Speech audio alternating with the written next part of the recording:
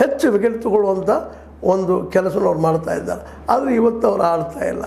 ಅವರ ಒಂದು ಏನಪ್ಪ ಅಂತಂದ್ರೆ ಆ ಒಂದು ನೋವಿನಿಂದಾಗಿ ಅಥವಾ ಅವರ ಒಂದು ಏನಪ್ಪ ಈ ಒಂದು ಅವರ ಪೂರ್ಣ ಪ್ರಮಾಣದ ಲಭ್ಯತೆ ಇಲ್ಲದ್ರಿಂದಾಗಿ ಇವತ್ತು ಅವರು ನಮ್ಮೊಂದಿಗೆ ಈ ಗೇಮ್ದಲ್ಲಿ ಆಡ್ತಾ ಇಲ್ಲ.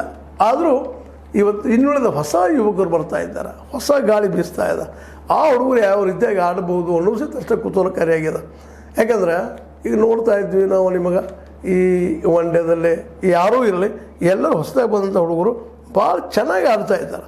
ಯಾಕಂತಂದ್ರೆ ಅವರ ಆಟದಲ್ಲೇ ಏನಪ್ಪ ಅಂದರೆ ಒಂದು ಹೊಸ ದಾಳಿ, ಹೊಸ ನಿಖರತೆ ಮತ್ತು ಇತ್ತೀಚೆಗೆ ತಮ್ಮ ಶಾರೀರಿಕವಾಗಿ ಸದೃಢ ಆಗಿದ್ದಾರೆ. ಯಾಕಂದ್ರೆ ಒಂದು ನಮ್ಮ ಭಾರತ ಟೀಮಿಗೆ ಯಾವಾಗಲೂ ಟೀಕೆ ಇರ್ತದೆ, ಇಲ್ಲ ನಮ್ಮಲ್ಲಿ ಫಾಸ್ಟ್ ಬಾಲ್ ಹುಟ್ಟುತ್ತಾ ಇಲ್ಲ, ಬರೀ ಸ್ಪಿನ್ನರ್ಸ್ ಅಂತ ಒಂದು ಕಾಲಕ್ಕೆ ಮಾತಾಡ್ತಾ ಇದ್ವಿ. ಆದರೆ ಇವತ್ತು ಕಪಿಲ್ ದೇವರು ಬಂದ ಮೇಲತ್ತ ಈ ಬಾಲಿಂಗ್ದಲ್ಲಿ ಭಾಳಷ್ಟು ಬದಲಾವಣೆಗಳಾಗಿದ್ದಾವೆ. ಭಾಳಷ್ಟು ಬದಲಾವಣೆಗಳಾಗಿದ್ದಾವೆ, ಸಾಕಷ್ಟು ಚೇಂಜ್ ಆಗಿದ್ದಾವೆ. ಆರೋಗ್ಯವಂತ ಹುಡುಗರು ಬರ್ತಾ ಇದ್ದಾರೆ, ಇನ್ನು ಜೋರಾಗಿ ಫಾಸ್ಟ್ ಬಾಲ್ ಮಾಡ್ತಾ ಇದ್ದಾರೆ ಮತ್ತು ಒಳ್ಳೆ ಏನಪ್ಪ ಅಂದರೆ ಬೌಲಿಂಗ್ ಕೋಚ್ಗಳನ್ನ ಇಟ್ಕೊಂಡು ಅವ್ರನ್ನ ತಯಾರು ಮಾಡ್ತಾ ಇದ್ದಾರೆ.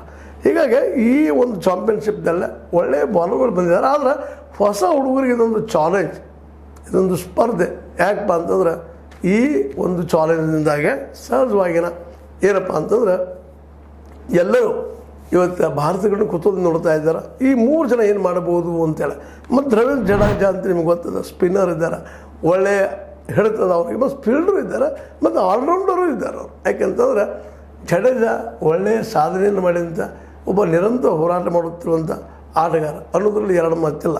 ಹೀಗಾಗಿ ಈ 3 ಜನರಿಗೆ ಈ ಚಾಂಪಿಯನ್ಶಿಪ್ ಅದ ಒಂದು ಏನು ಹೋರಾಟ ನಡೀತದೆ